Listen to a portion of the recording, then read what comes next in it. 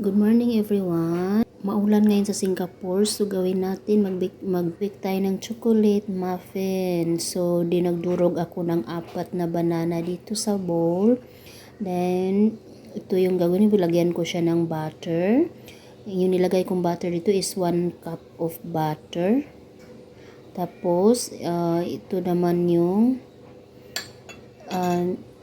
nilagay ko next yung brown sugar. So after sa brown sugar, mini-mix ko siya. Just mix yan lang. So haluin lang natin yan guys ha. Tapos mahirap maghalo ng ikaw lang mag-isa. So haluin natin siya ng mabuti. After lagyan din natin siya ng isang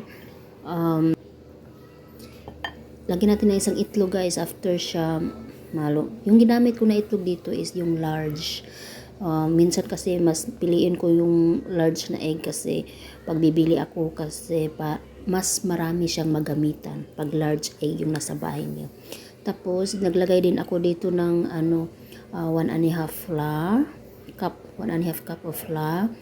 And then nilagyan ko siya ng baking powder. Yung baking powder na nilagay ko dito is half tablespoon. So hinalo-halo lang, haluin lang hanggat sa totally mix, no? Talagang perfect na yung pagkahalo niya. So mabilis lang to kasi steam lang, hindi ka na gumagamit ng ini-mixers talaga, magmi-mixers ka pa. At saka magpi-bake ka pa, mag-preheat ka pa ng oven. No need na this one because this one is the steam banana.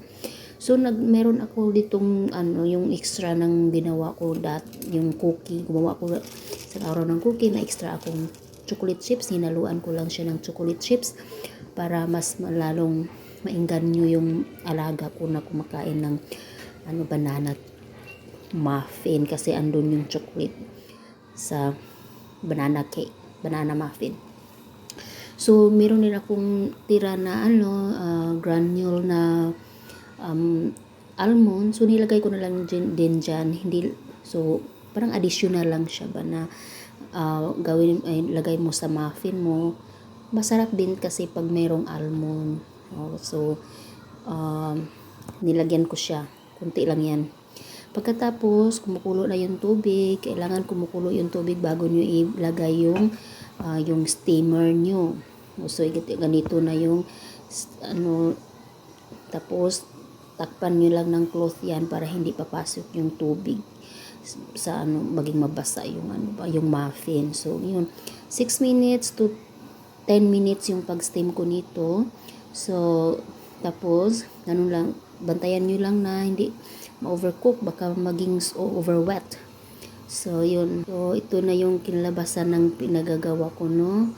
So ito guys, yung ginawa ko dito, gusto ko kasi gamitin ulit yung mga cups. So kaya nilagyan ko siya ng paper sa taas. Tingnan niyo tong dalawang to.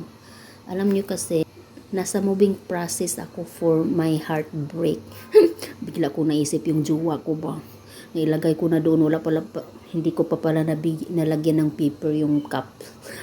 Oh my gosh, sabi ko, ano ba to nangyari? Diba nawala ko sa isip ko, biglang nalagay ko na walang cup. So never mind, maybe part of moving on. So ito na yung mangyayari, natluto na siya. Itong yung dalawang na iba, gusto ko kasing gamitin ulit yung dalawa, hindi na siya magamit kasi nalagyan na siya ng muffin. Pero makakain din naman kahit nagkamali. Mahirap talaga.